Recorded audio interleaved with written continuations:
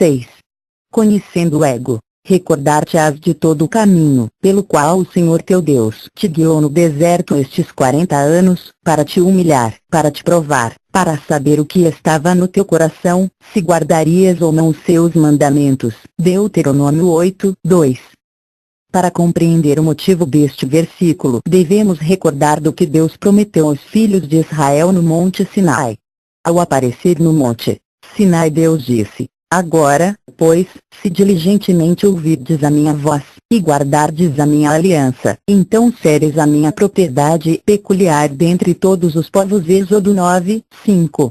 Ao ouvir os filhos de Israel esta palavra, responderam a uma voz, e sem nenhuma hesitação: tudo o que o Senhor falou, faremos. 8.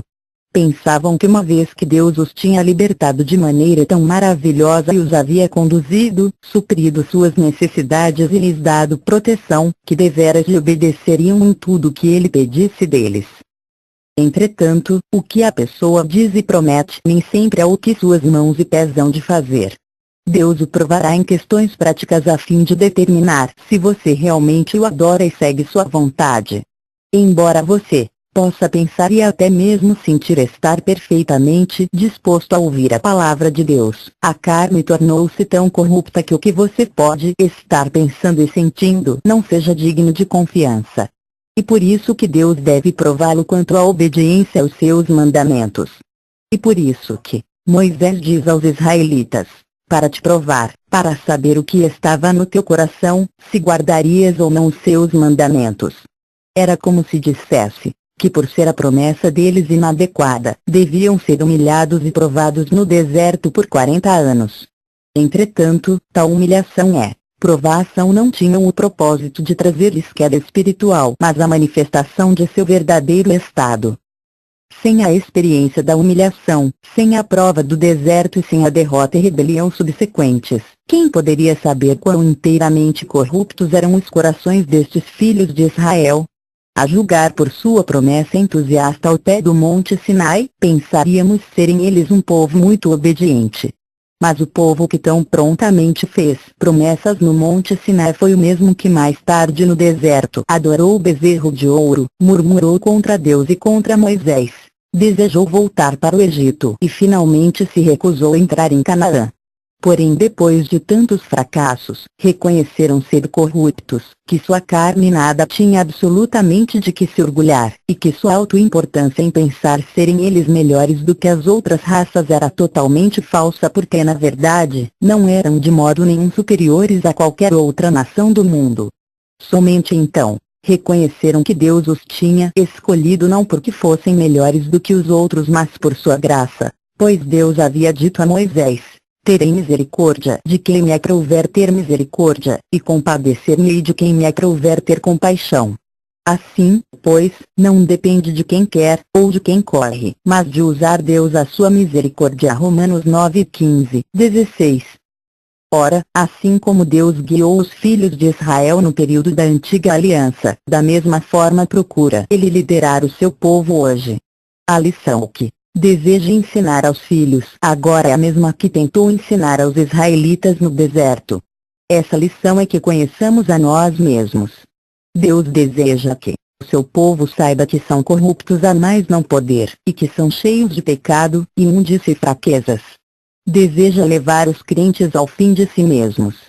Deseja convencê-los de que seus egos são totalmente inúteis e absolutamente sem nenhum valor, para que possam lançar-se sobre o Deus em seu desamparo e procurar conhecer sua vontade, depender de seu poder e realizar seu propósito. Entretanto, poucos crentes têm consciência disto. Poucos realmente sabem que estão cheios de corrupção e de imundície, que são totalmente inúteis.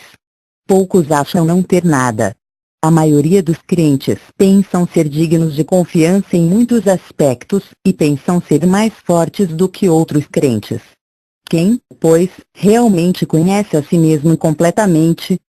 Compreendamos que Deus não precisa de nossas derrotas e de nossos fracassos, somos nós quem precisamos, pois Ele sabe muito bem quão corrupta é nossa carne se permanecemos e vencemos, ou se caímos e somos derrotados. Ele já conhece nossa estrutura demasiadamente bem. Ele não espera que nossa carne alcance sua justiça, pois reconhece ele que a não ser pecar, nada mais podemos fazer. Ao fazermos o bem, sabe ele que somos corruptos. Ao praticarmos o mal, de novo, sabe ele que somos corruptos. Ele não precisa esperar que caiamos a fim de compreender nossa corrupção. Somos nós quem precisamos dessas derrotas e dessas quedas, pois sem elas não podemos conhecer a nós mesmos. Enquanto experimentamos um navegar suave, enquanto somos vitoriosos e cheios de alegria, podemos pensar que somos bastante bons e que possuímos algo que os outros não têm. Embora não nos gabemos abertamente a respeito de nada, entretanto, ao fazermos algum progresso na vida espiritual ou termos algum êxito na obra espiritual, não podemos deixar de conceber a ideia de que agora estamos verdadeiramente santos, poderosos e em excelente condição. Numa posição como esta, é fácil tornar-se descuidado e perder a atitude de dependência de Deus. Assim, o Senhor permite que caiamos da glória ao pó. Permite que pequemos, caiamos e nos afastemos. Tudo isto fará com que saibamos quão inteiramente corruptos além de qualquer ajuda natural somos nós. Aprendemos que não somos diferentes dos maiores e piores pecadores do mundo. O resultado é que não ousamos confiar em nós mesmos, glorificar a nós mesmos nem gabar a nós mesmos, mas, em todas as coisas, lançar-nos-emos sobre o Senhor com temor e tremor. Portanto, precisamos que a derrota e o fracasso nos humilhem, que nos façam conhecer a nós mesmos e a corrupção completa de nossa carne. Lembramo-nos de que antes de ser salvos e nascer de novo o Espírito Santo convenceu-nos de que éramos pecadores e que toda nossa bondade passada era como trapo de imundícia. Isaías 64, 6, que não podia cobrir nossa nudez nem salvar-nos dos nossos pecados.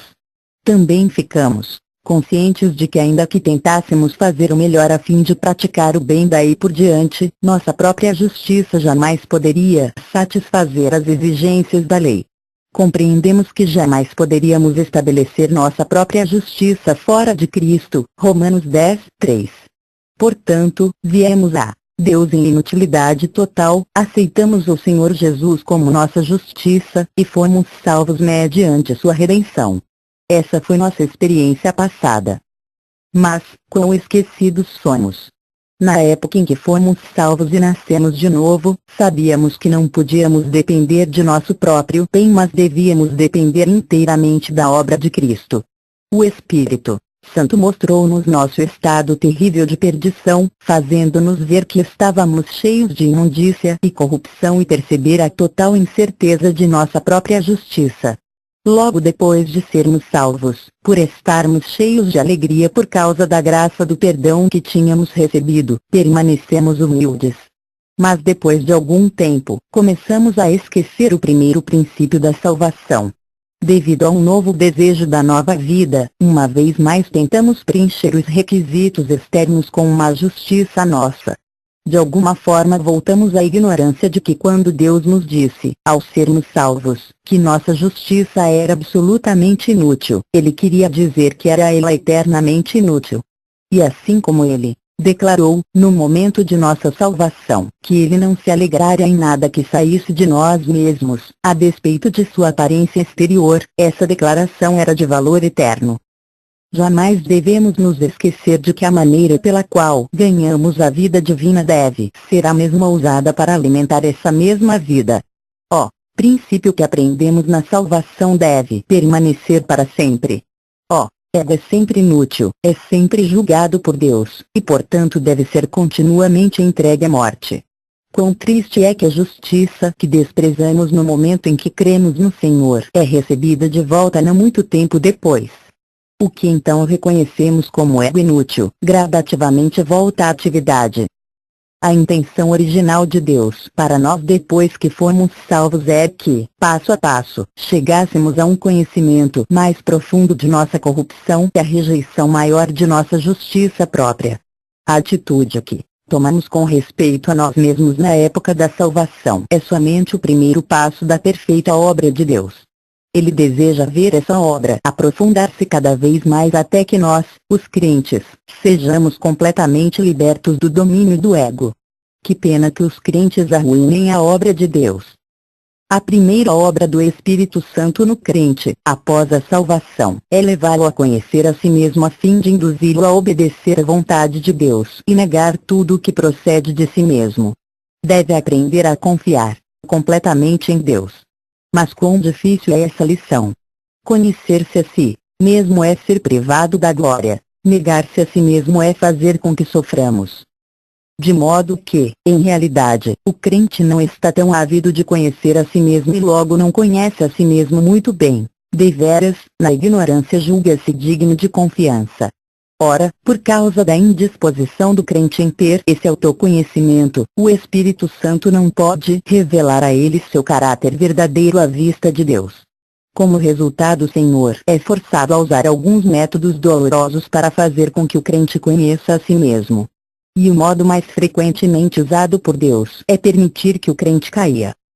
Assim como os fracassos no deserto capacitaram os filhos de Israel a conhecer seus corações, do mesmo modo fracassos similares farão com que os crentes hoje tenham conhecimento de quão miseráveis são em si mesmos.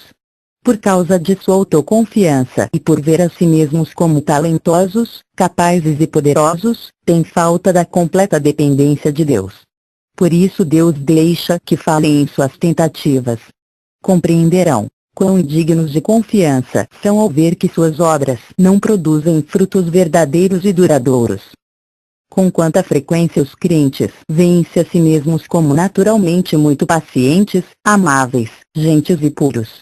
Para contra-atacar esta autoilusão, Deus permitirá que muitas coisas aconteçam em sua vida a fim de tirar-lhes a impaciência, a amabilidade, a gentileza e a pureza, para que saibam que nada de valor procede do ego natural. E como os crentes pensam amar a Deus, gabando-se de sua consagração perfeita ao Senhor e de seu labor diligente por amor dele, Deus permite que o mundo e as pessoas os engodem de tal modo que são tentados em secreto ou se desviam abertamente. Assim, ficam sabendo quão vulnerável é seu amor por Deus. Os crentes também podem pensar ser totalmente dedicados ao Senhor, nada tendo para si mesmos. Em resposta, Deus faz com que recebam elogios e louvores dos homens a fim de mostrar-lhes quão sutilmente lhe roubam a glória e procuram a exaltação dos homens. Às vezes também acontece de os crentes fazerem um pequeno progresso na vida espiritual, e logo pensam ser vitoriosos e santificados. Mas no instante em que estes cristãos dão lugar à autossatisfação, Deus permite que falem e pequem exatamente como o fazem as outras pessoas, ou até mesmo pior do que elas. O resultado é ficarem sabendo que não são melhores do que ninguém. Embora corra o risco de ser mal interpretado, gostaria de dizer isto: Deus preferiria que seus filhos pecassem a que fizessem o bem. Repetindo, por favor, não interprete mal minha palavra aqui. Não estou, com isto, aconselhando a pecar, pois o Senhor não tem prazer no pecado. Mas uma vez que os crentes são tão autoconfiantes, gabadores e cheios de autossatisfação, cheios de seus próprios pensamentos, sentimentos e ações, Deus preferiria vê-los pecar a fazer o bem. Doutra forma, jamais conhecerão a si mesmos nem serão jamais libertados da vida lamentável, às vezes ridícula e detestável do ego. Precisamos saber a que grau Deus deseja que avancemos. De onde Ele nos salve para onde nos salvará. É bem verdade que não iremos para o inferno, mas para o céu. Mas é só isso que Deus tem para nós? Não, Ele deseja salvar-nos ao ponto de sermos totalmente libertos de nós mesmos e entrarmos completamente em sua vida para que não vivamos mais pela vida da alma. A seus olhos não há nada mais imundo do que o ego, originador de todos os pecados. O ego é o maior inimigo de Deus, pois ele sempre declara sua independência dele. Portanto, ele considera todo ego extremamente imundo, totalmente inaceitável e absolutamente inútil. Basicamente, o que é o ego? Tudo o que o homem possui e pode fazer sem buscar a Deus, sem esperar nem depender dele. Embora o Senhor odeie tanto o ego, a atitude dos crentes para com ele é muito diferente. Tem prazer em depender do ego, acariciá-lo e gloriar-se nele. Ignoram o seu ego verdadeiro, E também não sabem quão impuro, corrupto e fraco é o ego aos olhos de Deus. Falta-lhes conhecimento do assunto. Em resumo, não conhecem a si mesmos. Numa situação como esta, se fizerem algum progresso, se experimentarem êxitos e vitórias crescentes, sua vida do ego será alimentada e crescerá, assim tornando-se mais difícil de ser negada. Cada vez que praticam uma boa ação, afastam-se um pouco mais da vida de Deus. Um pouco mais de poder próprio significa mais distância do Espírito Santo. Mais êxito resulta em mais glória para o ego, o que prolonga a vida ainda do ego. E por esse motivo que eu disse anteriormente que Deus preferiria ver os crentes picarem a fazerem o bem, pois quanto mais pecam, tanto mais reconhecem quão indignos de confiança são. Quanto mais fracos são, tanto mais verão a vaidade do ego. Quanto mais caírem, tanto mais claramente perceberão sua insuficiência e desesperança. Deus preferiria ver os crentes picarem, a esta altura de seu caminhar, pois o pecar possibilitá-los a conhecer a si mesmos mais completamente, e também a depender mais do Senhor. Deus não tem outro propósito a não ser levá-lo ao fim de si mesmo para que conheça a si mesmo. Esta é a explicação do motivo pelo qual às vezes você tem lutado e falhado. Oh, como você chorou, lutou, batalhou, orou, trabalhou e fez tudo a fim de vencer o pecado e chegar à santidade, entretanto acabou em derrota. Embora às vezes você tenha experimentado um pouco de vitória, essa vitória foi somente temporária. Você fez o melhor que pôde para conservá-la, mas voou como um pássaro. Você chegou à conclusão de ser pior do que os outros, e que por isso não podia ter a vitória. Tais experiências significam que Deus o levava a conhecer o seu próprio ego. Não é que você fosse tão corrupto que não pudesse ganhar a vitória, antes, era que você não era corrupto o suficiente a seus próprios olhos a fim de ganhar a vitória. É preciso que você reconheça que foi você mesmo quem chorou, quem lutou e prosseguiu, que foi você quem batalhou e labutou. O agente era você, e tudo fez para servir ao seu próprio ego. Quanto você realmente depende de Deus? Você sabe que, verdadeiramente não pode remir a si mesmo e assim está pronto a confiar em Deus. Afinal, qual é o motivo de sua luta e labor? Não se esforça por si mesmo. Sim, você procura vencer o pecado e busca a santidade, mas para quê? Não é para dar a si mesmo mais alegria, mais glória, mais terreno para a vanglória? A menos que reconheça sua própria fraqueza e erro, continuará a fracassar e a cair até reconhecer ser impotente e não merecer honra alguma. Deus deseja que você se una a Ele e dependa dele em todas as coisas para que possa fazer a sua vontade e glorificar o seu nome. Mais uma vez, que você não conhece seu verdadeiro caráter como evidencia o fato de continuar a considerar-se bom e capaz, naturalmente não confiará em Deus e assim falhará em render-lhe glória. Será autoconfiante e procurará sua própria glória.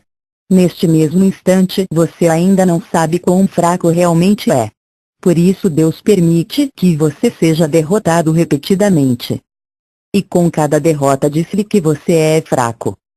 Entretanto você insiste em não crer, recusa-se a desprezar a si mesmo, antes, continua a ser cheio de esperança.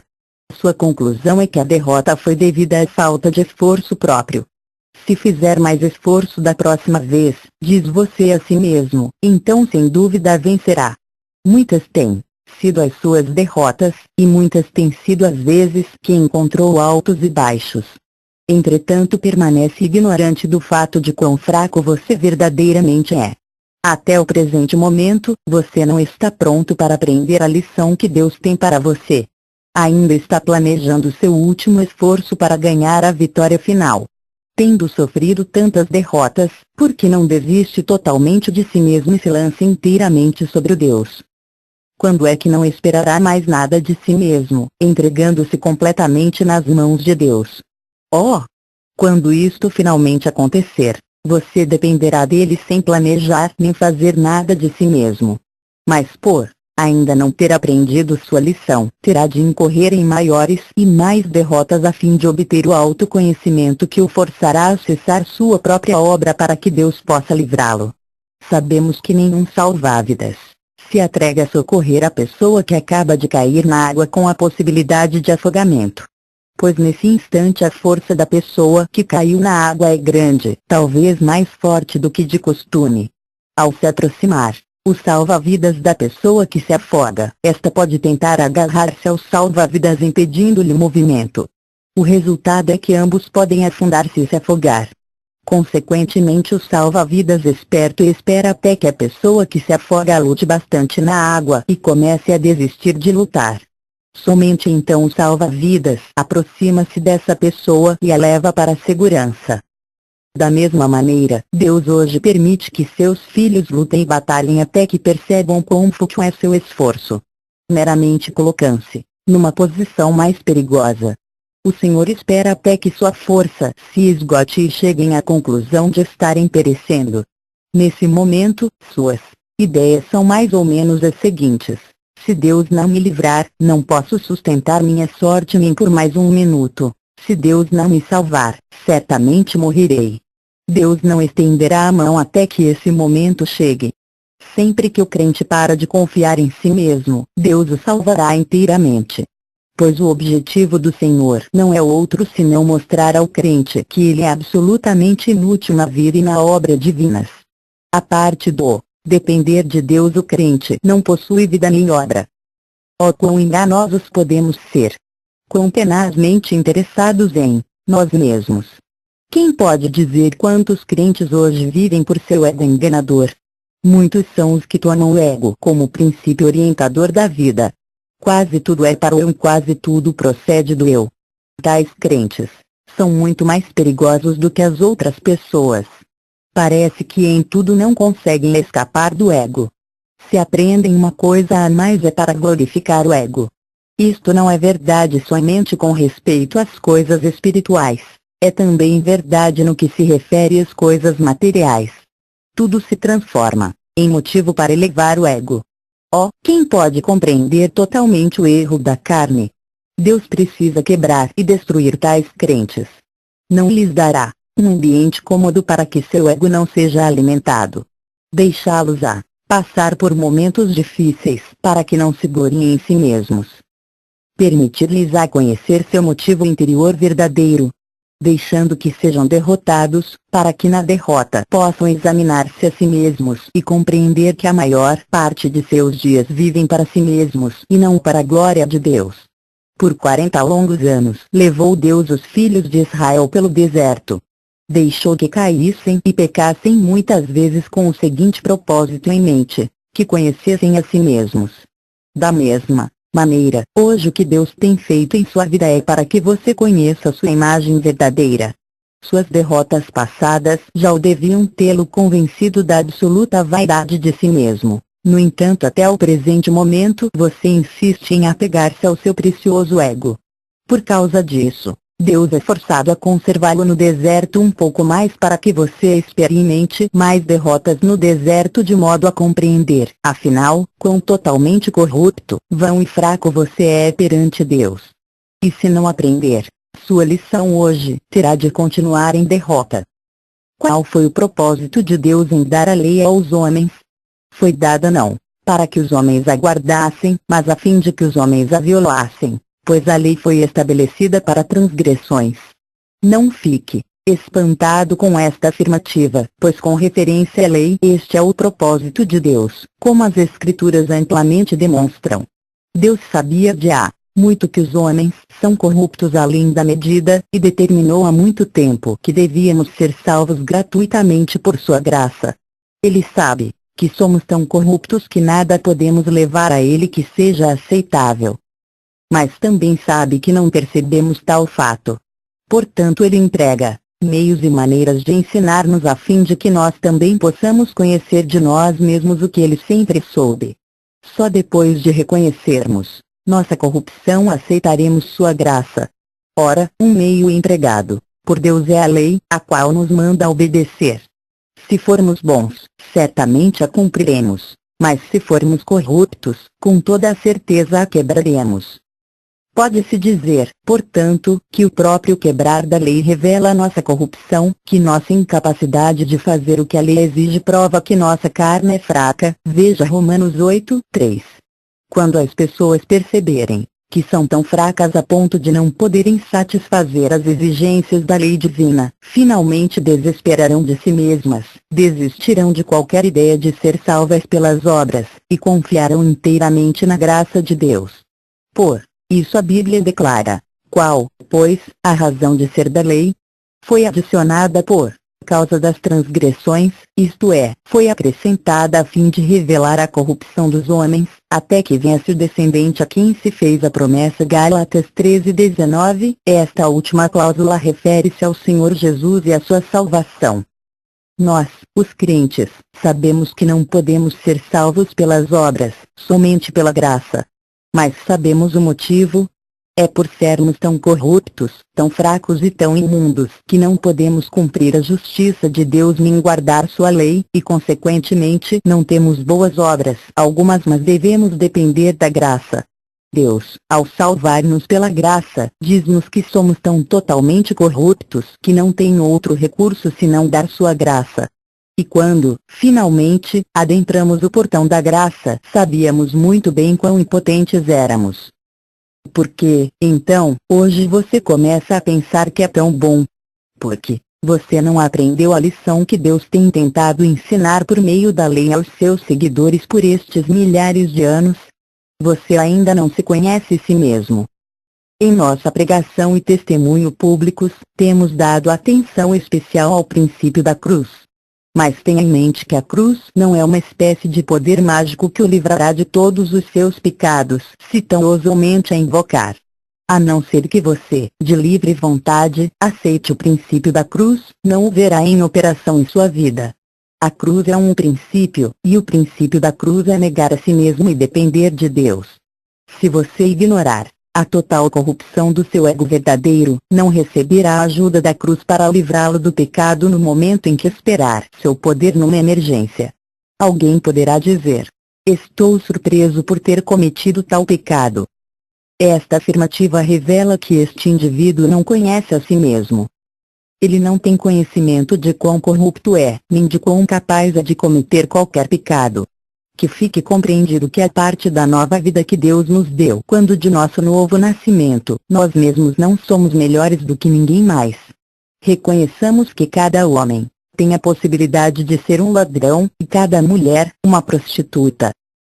Motivo pelo qual alguns não são é atribuído ao ambiente que não lhes é propício a tal atividade. Não hesito em confessar que a semente de todo pecado está dentro de mim e que eu podia cometer qualquer pecado se a vida de Deus não dominasse. Quantas lágrimas se derramam hoje não por causa do pecado, mas por causa do ego, incapaz de atingir a bondade que o crente espera. Muita procura, muitas orações e muita fé parecem ser dirigidas a Deus. Entretanto, em todos estes esforços é mais do que provável existir a antecipação da bondade própria. E por isso Deus permite que você seja derrotado repetidas vezes para que possa finalmente ver a corrupção total da carne. E uma vez que sua fraqueza é provada por tais derrotas, Deus espera que você possa conhecer seu ego verdadeiro, desistir dele e voltar-se para Deus e confiar nele. Cada derrota devia dar-lhe um pouco mais de conhecimento de si mesmo. Cada fracasso devia mostrar-lhe um pouco mais de sua fraqueza. Cada pecado devia fazer com que você esperasse menos de si mesmo e ficasse mais disposto a desprezar seu ego. Entretanto, muitas vezes, a queda somente traz mais luta e mais batalha. O ego aumenta e se fortalece em vez de diminuir e se enfraquecer. Quão fútil é que a pessoa confesse com os lábios e até mesmo clame pedindo ajuda, se falhar em aceitar o princípio da cruz em julgar a si mesmo. As Escrituras já não nos preveniram de tal erro. Romanos 6 fala de nossa comorte com Cristo. Romanos 7 fala da luta entre a vida nova e a velha e Romanos 8 fala da vitória no Espírito Santo. Com a comorte, devemos ser vitoriosos. Entretanto, por que é que depois de termos conhecido e aceito a verdade de Romanos 6, ainda não podemos ter a vitória? E por que nos falta a derrota de Romanos 7? Tanto o versículo 6, como o 11 do capítulo 6 de Romanos dizem-nos que a morte de nosso ego é um fato.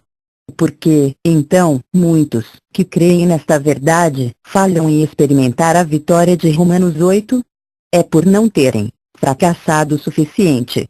Deus nos fará passar pela derrota de Romanos 7 muitas vezes até que finalmente somos forçados a confessar: eu, todavia, sou carnal, vendido à escravidão do pecado, porque eu sei que em mim, isto é, na minha carne, não habita bem nenhum. Romanos 7:14b, 18a. E tal experiência é conhecimento verdadeiro do ego. Deus permitirá que o crente caia até que de livre e espontânea vontade reconheça: sou vendido à escravidão do pecado. Não habita bem nenhum na minha carne. Até que isso aconteça, ele não saberá que, a não ser que um poder de fora lhe socorra, ele está sem esperança e é inútil.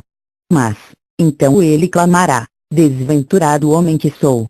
Quem me livrará do corpo desta morte? 7:24.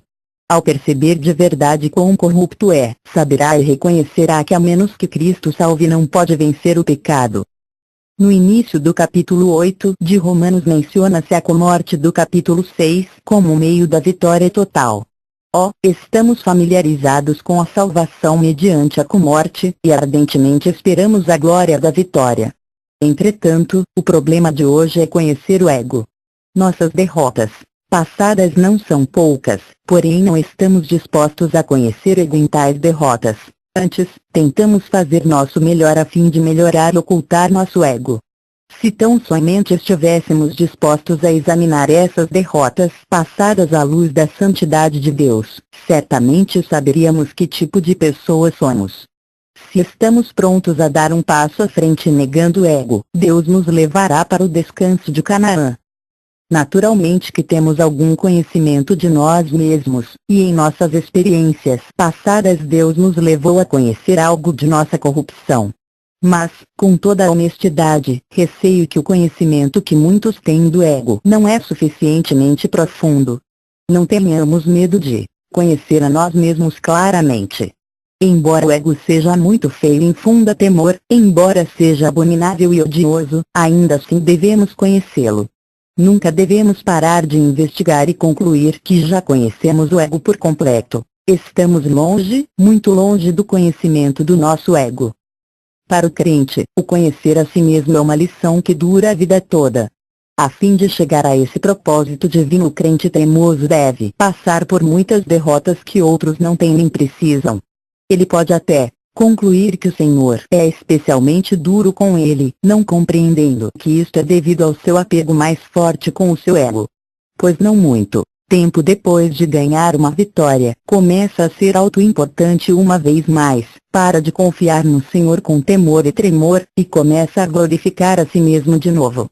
De modo que Deus o envia para o fracasso uma vez mais. Quantos crentes verdadeiramente têm vitórias de até o presente momento? Mas eles, de alguma forma, nunca parecem poder aprender a lição que Deus lhes está ensinando a respeito do verdadeiro autoconhecimento. Percebamos que fora do autoconhecimento, do autoexame e da autonegação, realmente não há um caminho para a vida espiritual. Se constantemente julgássemos a nós mesmos por causa de nosso autoconhecimento, evitaríamos muitas derrotas e alcançaríamos o propósito de Deus. Todos os que hoje em dia, 1. Seguem sua própria vontade, 2. Confiam em sua própria força e, 3. Glorificam seu próprio ego, são pessoas que não conhecem a si mesmas. Mas uma vez que a pessoa é totalmente quebrantada por Deus, essa pessoa verá a si mesma como abominável e odiosa. Não ousará iniciar nada nem ousará fazer nada com sua própria força. Antes, esperará pela vontade de Deus em todas as coisas, e em tudo dependerá do poder de Deus. Caso consiga algumas realizações, ela não ousará ser convencida porque sabe ser indigna de qualquer glória. Possa, ó Senhor, levar todos nós a tal experiência e assim trazer glória a Ele.